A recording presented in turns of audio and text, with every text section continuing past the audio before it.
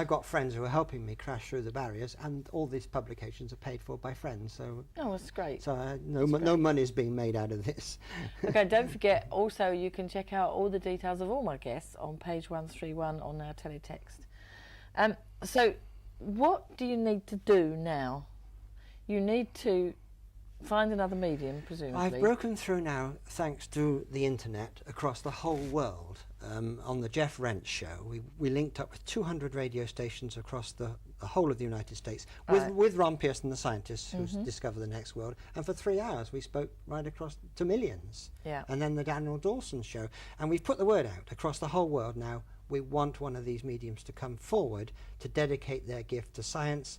Then I've got the scientific team ready to go in with the infrared cameras. Professor B.D. Josephson from the Cavendish Laboratory at Cambridge University will oversee the photographing of the phenomena. Now, he's a Nobel laureate for physics, so you've got to have somebody at the top doing it. Absolutely, you've got to. Because otherwise they'll accuse us of fraud. And they had to wait for Sir William Crookes to die before they accused him. He was one of the greatest scientists we've ever produced. President of the Royal Society, don't get any higher than that. But as soon as he died, then he was fair game. And he's come down to us now in history as a liar, a cheat, a crank, a fraud, and they've also tagged on that he was a sex maniac. He was having sexual relations with the medium he was working with. Been thoroughly discredited. We're up against people who are desperate to hush this up. But when he did this proof, he was the first one to do these experiments. Other international teams of scientists then carried out their own experiments with their own mediums. The French team under Professor Charles Richet, another Nobel laureate for medical science. And he said after his experiments, it's common knowledge now that materialisation mediums can prove survival. And you said to me earlier that even the churches have started their own investigations. Yes, the former Archbishop of York, Dr. John Hapgood, has a first-class honours degree from Cambridge University in physics, so he knows everything I'm saying is right. And he wrote back to me, which I showed you the letter, saying we're now taking the subject much more seriously than in the past. We now have a department within the church called the Church's Fellowship for Psychical and Spiritual Studies. So they're looking at this as well. And they did set up their own inquiry in 1938 to look into what I've been telling you. And the Archbishop of Canterbury then was Dr. Cosmo Lang, and he censored the results of his own commission because it came out in favour. Well, you know, I suppose really what we have to perhaps think of is that maybe the world hasn't been ready. Well, no, the orthodox scientists haven't been ready because they've gone down the wrong path. What I believe, and it's only what I believe, and I can't prove it either, but what I believe is that things do happen for a reason. I do believe there is a pattern. I do believe there is a plan. I do believe there is a cosmic jigsaw puzzle going on. Well, and so I maybe lean towards thinking, maybe it's just me trying to be optimistic, but I tend to lean towards, if something I want to happen doesn't happen, I tend to think perhaps it shouldn't have happened. And perhaps the jigsaw puzzle wasn't in place. Do you see what I mean? Yeah, I can see that. Like with these people, they might have proved it to the people with them of the day, but maybe at that point the world wasn't ready. All right. When Helen Duncan fully materialised at one of these experiments, she was the medium that was killed in 1956 by a police raid. Right. And she fully materialised at one of these experiments I attended. Right. And we know it was Helen Duncan because we did the scientific exercise of getting a daughter there.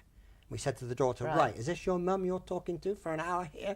And here's the report here. Yes, it is. God, I would love to talk to my mum for an hour. Well, that's the proof. Now, Helen Duncan said to me, she read the riot act to me, very along the lines that you've just said, Mike, it's no good you getting upset and frustrated. It's no good you charging when the whole army doesn't come with you. It's all to do with timing, she said. So I'm arguing along your case, but I'm saying broadly we should have been following the great scientists and philosophers of Greece. Pythagoras, Socrates, Plato all said we survive death. We've all got a separate body that separates. And of course, Socrates was killed by the priests. They forced him to take poison. Most of the common man did follow that and did believe it and does still believe it. Most people believe in some kind of life. Most of these words we're dealing with here are Greek words, you see. They invented the word psyche, meaning soul. But psychology has hijacked it, and they've started from the base that we don't have a soul.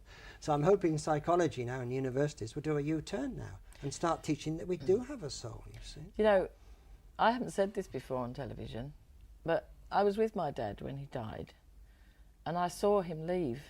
I saw him leave his body. Now, I don't tell people this because I didn't think the time was right. Maybe today is the right time. But I actually sat there and saw him stand up on the bed. My dad couldn't move. Well, I'll tell you what happened. If I was alongside you, I wouldn't have seen that. It's that bond of love between you and your dad, and you were seeing with what's known as an etheric eye. Also, I was open to it. You were open to it because of that bond of love. I watched my dad die, and when he was dying, he turned to my mother and said, "Joe, you're right. I can see my mum and dad at the bottom of the bed. They're waiting for me." So that was a similar sort of experience. But you see, with these materialization experiments, everybody takes part in them. You don't. You wouldn't have. I wouldn't have seen what you saw. No. You see, but with the materialization experiment, everybody sees it. That was just a personal and we thing. can film it. So there's nothing to stop us filming the Princess of Wales coming back, and we can actually get her reunited with her children.